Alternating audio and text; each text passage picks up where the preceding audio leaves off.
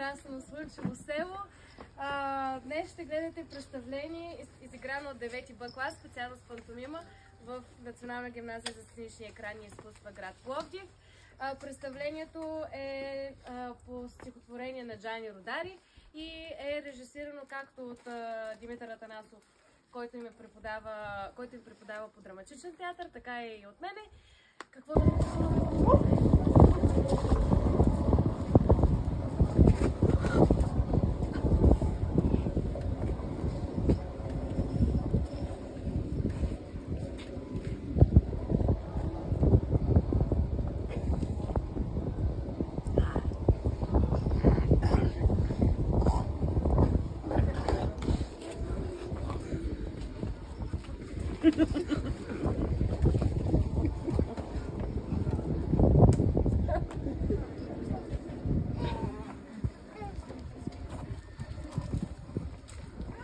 Чиновник най-обикновен.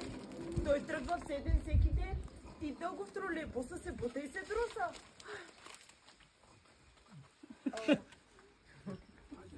Не е висок, не е красив, дори е мъничко плешив. А чиновници има. Чиновници, сановници, началници на сектори, инспектори, директори.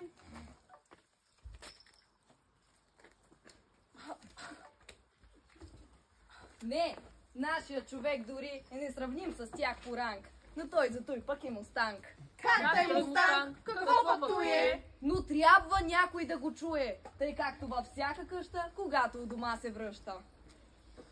Хайде! Виква на сина си и хоп, го метва на гърба си. И започва едно свилене, натъпване. Тихо! По-бързо! Хоп! Плюс! Галап! Без пари да дават за вдигнатата врява. И въпреки, че протестираме, ние вкъщи всички го разбираме. И тук ви го описах аз, защото исках и на вас Да стане близък, мил и скъп. Чиновника с дете на гръб! Казах ли ви малко по-тихо, бе?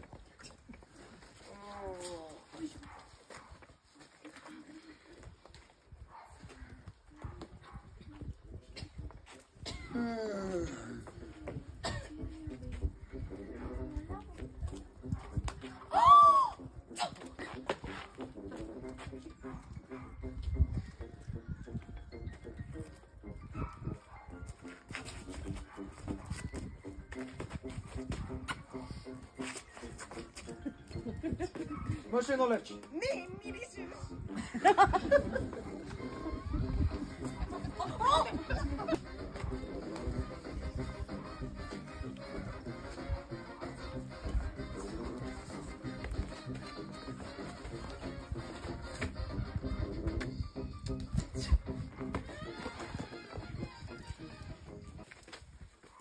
Ловка, мъчено се малко! Добре.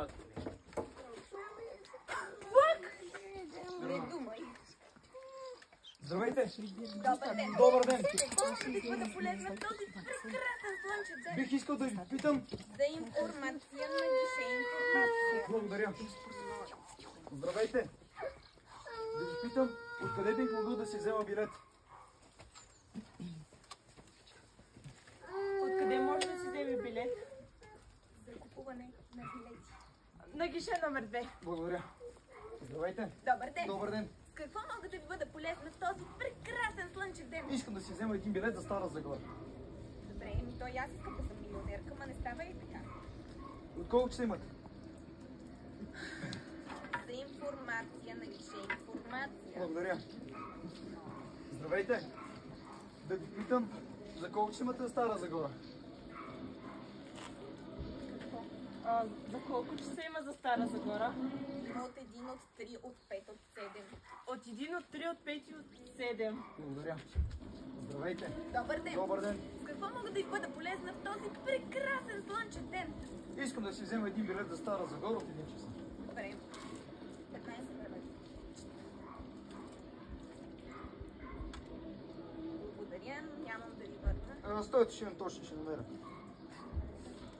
Заповядайте. Благодаря. Ами, не си 20 лева. Какви 20?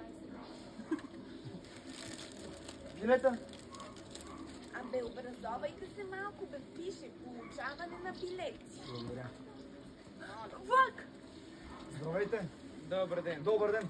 Бих искал да си получа билета за Стара Загора от 1 часа. Добре. Билета? Касова бележка ще ми предоставите ли? Не, нямам. Аз откъде да знам тогава, че вие сте се закупил билета и сте го платил? Здравейте. Добър ден. Добър ден. Какво Бих искал мога да ви бъда полезна в този прекрасен слънчев ден? Искам да си получи касовата бележка. Билет купил ли си? Да, преди малко го платих. Касова бележка има. Не, нямам. Аз откъде да знам тогава, че сте си закупил билета, господине? Нямам да ви Не бъда. знам. Касова бележка. Да. Казвайте. Мерси. Здравейте. Заповядайте касовата бележка, искам да си получа билета. Първа класа. Почивка! Господине, вземете си касовата бележка и се върнете тук след половин час. Но вече ми тръгна влака. Не ме интересува, приятен ден. Как ще не ви интересува? Желая ви прекрасен. Искам да говоря с някой.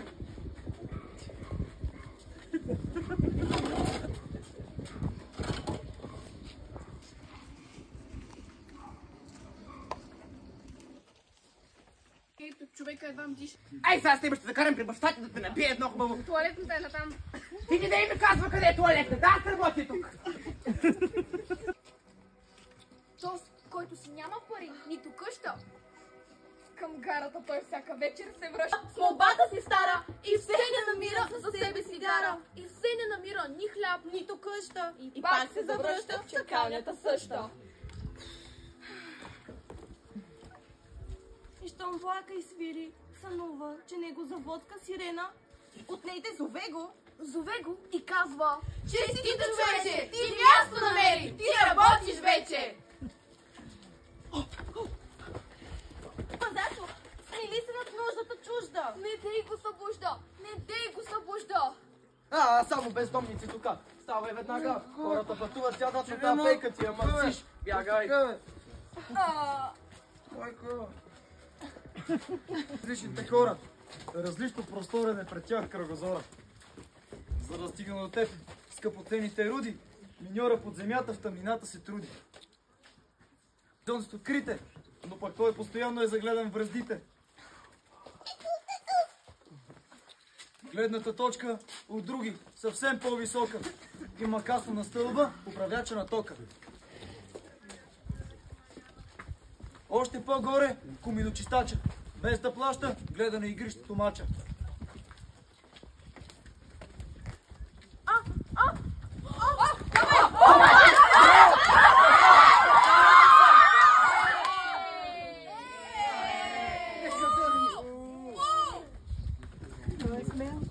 Но над всичко и всички видях от зарана.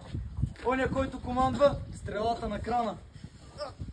Своята малка кабинка, по-висока от всички, кой знае как ни вижда, като черни мушички. И какъв ли пред него необятен просторе, де да можеше някак да ни качи там горе.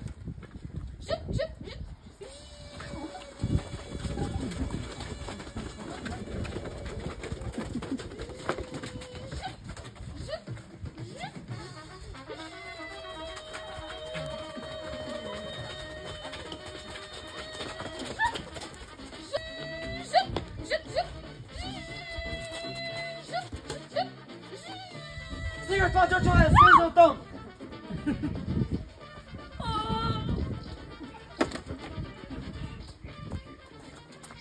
Пътническия влак е оня влак, който уж е страшен, но е благ.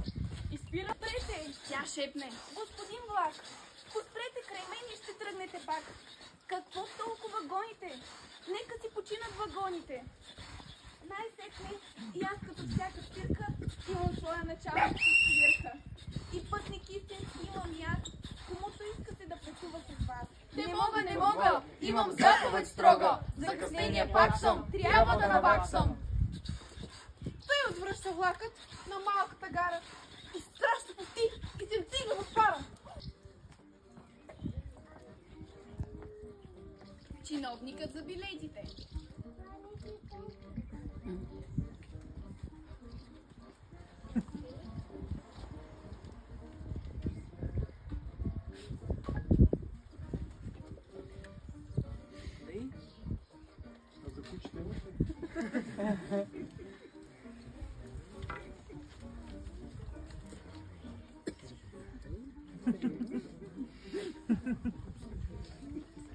Паза куче.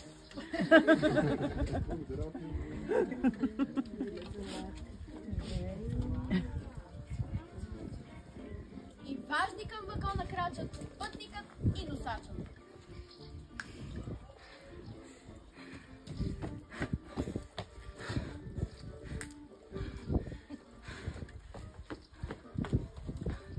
И пак тръгва влакът и изгубва се пак. Трака, трак, трака, трак. Той е пътнически влак, външно страшен, вътре благ.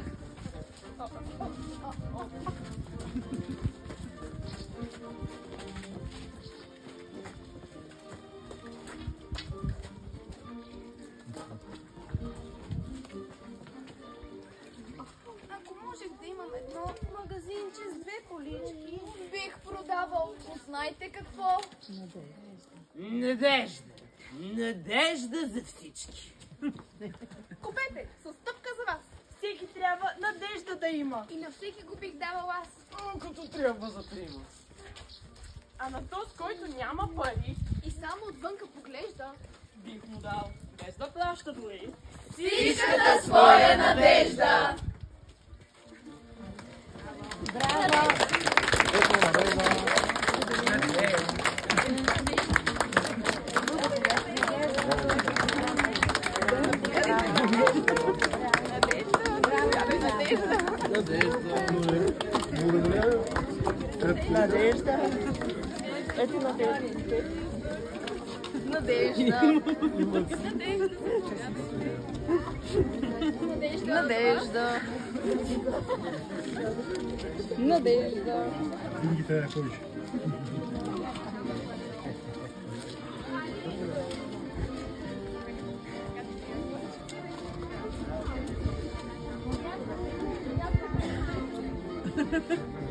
Там има една.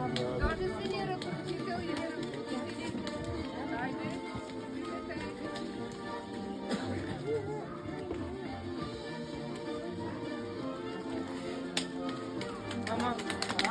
Браво!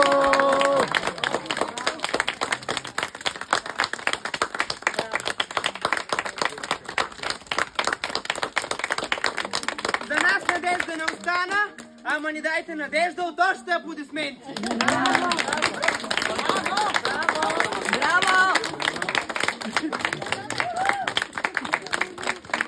И за госпожата!